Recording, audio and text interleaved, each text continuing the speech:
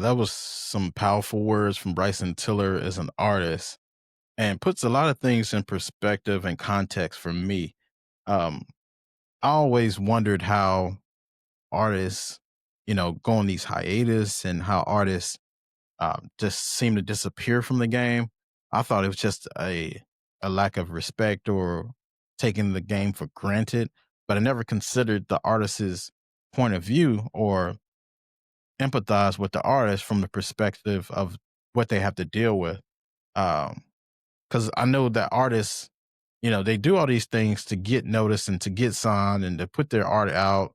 And it's a tough process. You have to get the notoriety, you have to get signed, you have to deal, with the contracts and just to live out your dreams of putting out your art and being an artist that you always wanted to be. But for some reason, it seemed like they put music to the wayside. And I always thought that was kind of interesting because I'm like, wow, you work so hard to get to a point and then you just go, you don't take advantage of all the situations that you have. But there's a lot of politics behind the scenes. And that seems what Bryson Tiller is alluding to. Because those artists like a Lauren Hill or a D'Angelo or Frank Ocean or even in Bryson Tiller case, they had these phenomenal first projects and then they kind of went on this hiatus or they dropped one or two projects and went on a hiatus like Frank Ocean did. And we really don't hear much from them.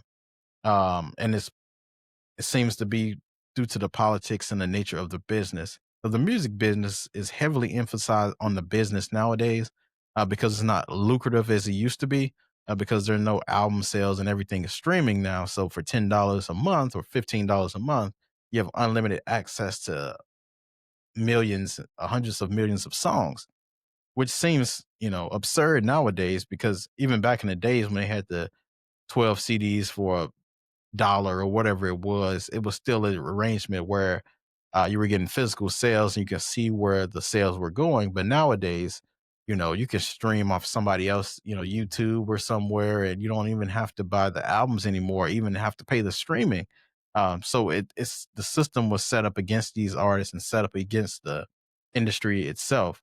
If they would have kept albums where they were or found out some kind of media, then that would have been different. But the streaming era has definitely disintegrated or deteriorated the music business. It made it more difficult for not only the labels but for the artists as well because they are getting their budget slashed. They are getting the brunt of the budget cuts because you can cut all the people in the industry that you want at the music business, but it's going to affect the artists as well. And we're going to get affected as listener by the sounds that we're getting and the lack of quality of music. Um, But I just thought it was interesting that he said he just does, he does music to feed his family because I think he's been minimalized to that just now.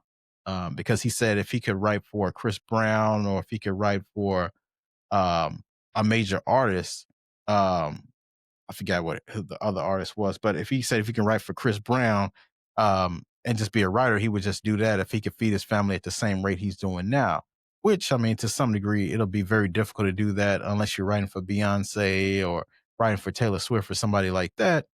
It'll be difficult to do at that same rate.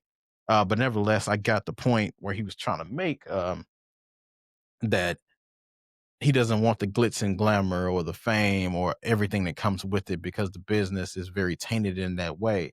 He just wants the money and wants to put his art out any way possible. And I don't think he was being selfish when he said that he just wanted to get the music out or he didn't want the artistry anymore. I mean the fame or the popularity, he just wanted the art to be out because the business is so tainted now and that's just from the outside looking in. Um, my perspective of that. So when he says that he just wants to be an artist and not deal with the rest of it, I think he was talking about the business and politics of it all. And now it's making sense to me from a contextual point because I always was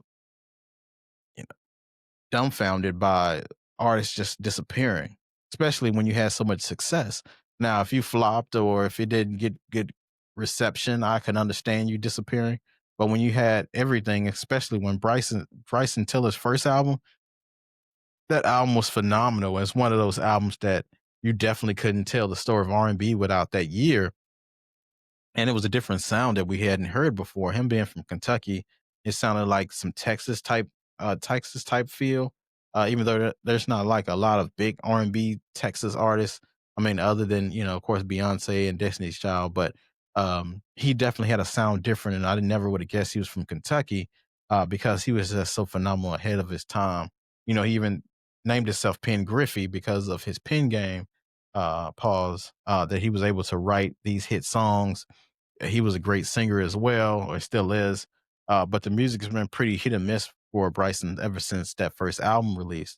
You can pick songs from here and there, but that first project had pretty much his greatest hits on it. But it makes everything in perspective now with the business and why he doesn't want to be an artist or wants to be in the limelight anymore, and just wants to feed his family because at the end of the day, that's what it's about anyway. But the art has been compromised by the nasty nature of the business and the finances and the problem that they self created. Um, and him wanting to be a writer or even being a producer, that's some of the best jobs behind the scenes because you have everybody listening to your music, but it's a gift and a curse as well. And the gift and the curse is that you get the money and the credit for the song and the credits, but the artists get all the credit for the song. So if you wrote a song and produced it, they're gonna say, "Wow, Usher did a good job," or "Beyonce did a good job on this song." But nobody's gonna say, "Man, the producer really did his thing on that song," or "The writer really did a great job." They're not gonna say that. But it seems like Bryson doesn't care about that acclaim anymore. He just wants to get his art out there and being able to feed his family at the same level and not have to compromise, which is very interesting to hear. And I'm glad that he said it because a lot of artists kind of beat around the bush nowadays and act like they're in it for the art, but they're really in it for the money. But it seems like he really cares about the art, but he just doesn't want the politics and the the scrutiny or the difficulties in politics and the bad business practices that are going behind the scene. But this is definitely a growing concern for the art and for the industry and music in general. So it's something I think we'll definitely address much more often. But thanks for tuning into the Diaphragm Dynasty. And until next time, I'll see you next time.